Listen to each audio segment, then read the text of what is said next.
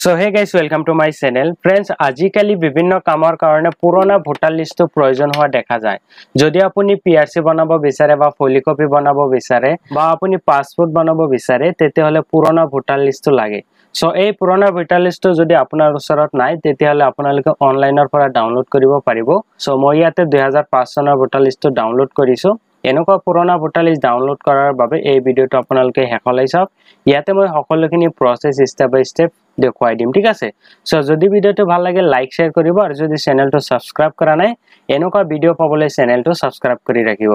So guys, পুৰণা voter লিষ্টটো download কৰাৰ বাবে প্ৰথমতে যিকোনো এটা ব্ৰাউজাৰ ওপেন কৰিব।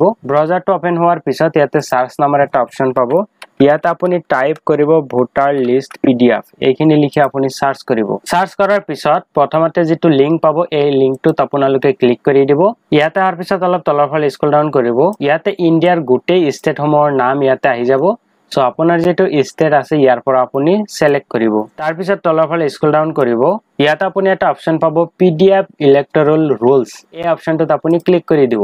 তাৰ পিছত আপুনি ইয়াতে দুটা অপচন পাব ভোটাৰ লিষ্ট ডাউনলোড কৰাৰ কাৰণে। প্ৰথমটো আছে আপোনাৰ 24-25 আৰু এটো আছে 2005 চনৰ, ঠিক আছে। সো 2005 চনৰ ভোটাৰ লিষ্ট ডাউনলোড কৰাৰ কাৰণে পিডিএফ ইলেক্টৰাল ৰুলছ ফৰ দা ইয়াৰ 2005 এই অপচনটোত ক্লিক কৰি দিব। ইয়াতে ক্লিক কৰাৰ পিছত অলপ তলৰ ফালে স্ক্ৰল ডাউন কৰিব। ইয়াতে এটা অপচন পাব সিলেক্ট ডিস্ট্ৰিক্ট, আপোনাৰ যেটো ডিস্ট্ৰিক্ট হয় ইয়াৰ পৰা আপুনি সিলেক্ট কৰিব। তাৰ পিছত আছে সিলেক্ট এসেম্বলি কনস্টিটিউয়েন্সি, মানে আপোনাৰ যেটো বিধানসভা সমষ্টি আছে এটো ইয়াৰ পৰা আপুনি সিলেক্ট কৰিব। তাৰ পিছত সাৰ্চ নামৰ এটা অপচন পাব। আপোনাৰ ইয়াতে ভোট কেন্দ্ৰৰ নামটো আপুনি ইয়াতে টাইপ কৰিব। টাইপ কৰাৰ লগে লগে তলত এনেকুৱাকে শো হ'ব।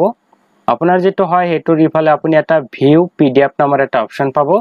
এই অপচনটোত আপুনি ক্লিক কৰি দিব। ইয়াতে ক্লিক কৰাৰ পিছত আপোনাৰ অটোমেটিক্যালি পিডিএফটো ওপেন হ'ব।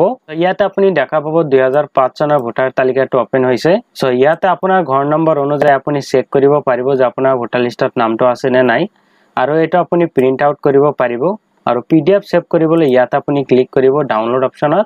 ইয়াতে ফাইলৰ যিকোনো এটা নাম দি আপুনি সেভ কৰিব, এটো পিডিএফ ফৰম্যাটত সেভ হৈ যাব, ঠিক আছে। সো এনেকৈ আপুনি পুৰণা ভোটাৰ লিষ্টটো ডাউনলোড কৰিব পাৰিব।